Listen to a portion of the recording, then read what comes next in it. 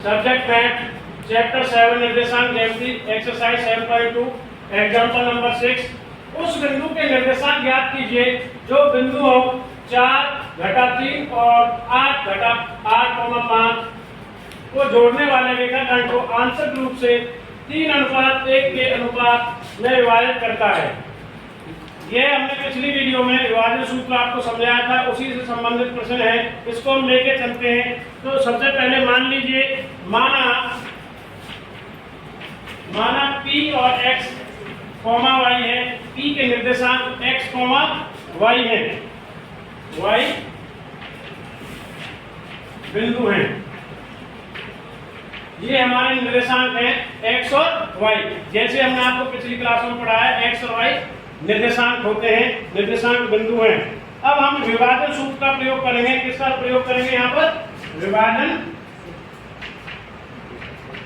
सूत्र के प्रयोग से, जो कल हमने आपने पढ़ा था। अब सबसे पहले देखेंगे x की वैल्यू क्या आएगी। x की वैल्यू देखो, सबसे पहले m की वैल्यू क्या है? यहाँ पर m1 क्या है हमारा? 3 है। x2 की वैल्यू क्या है? यहाँ पर x2 की, ये क्या है? x1, ये क्या है? y1, ये क्या है? x2 और ये क्या है? y2 और ये क्या है? m1 और ये क्या है हमारा?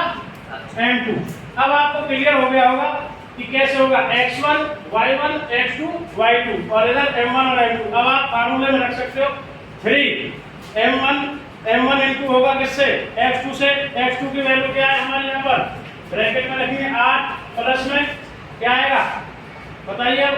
m2 की वैल्यू क्या है हमारे यहाँ पर? 1 और m2 के बाद हमारा आता है x1 की वैल्यू क्या आएगी हमारे यहाँ पर? 4। क्या वैल्यू आती है? 4 और डिवाइडेड बाय m + 1। m की वैल्यू क्या है? 3 + 1, m + 1 और m + 2, 3 + 1। तो इसको हम कैलकुलेट करेंगे। यहाँ से वैल्यूज आप देखिए। सबसे पहले 3 × 24 और प्लस में 4 और 3 + 1 + 4 तो 28 अपॉन 4। तो 4 से काट के कितना वैल्यू आएगी? पहली हमारी वैल्यू आ गई 7। इसी प्रकार हमें x की वैल्यू निकालनी, x निर्देशांक के। अब किसकी वैल्यू निकालेंगे?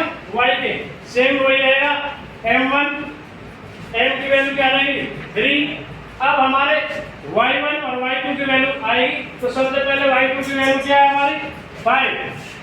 5 से मल्टीप्लाई प्लस में m2 की वैल्यू क्या है? 1 और y1 की वैल्यू क्या है यहाँ पर हमारी? क्या है? -3। ये हम पहले आपको बता चुके हैं, ये -3 आएगी। और डिवाइडेड बाई m1 की वैल्यू क्या है? 3, m2 की वैल्यू क्या है? 1। तो m1 प्लस में m2 हमारा हो जाएगा 3 + 1। इसको हम कैलकुलेट करेंगे। 3 फैक्टर हमारा क्या होने वाला है? 15 और -3 से 1 के गुना करेंगे -3 और डिवाइडेड बाई क्या है? 3 + 4। तो हमारा क्या आएगा? 15 में से 3 जाते माइनस करते 15 - 3 कितना होगा? 12 से डिवाइडेड बाई 4। तो वैल्यू कितनी निकल के आती है? 3। तो हमारा x की वैल्यू कितनी आई है? 7 और y की वैल्यू कितनी आई है? 3। तो अतः हमें जो वांछित बिंदु चाहिए थे वो क्या कौन से हैं हमारे? अतः 7, 3 जो हमें यहाँ पे पूछा गया वांछित हमारे जो बिंदु हैं वो कौन से हैं? 7 और 3 ही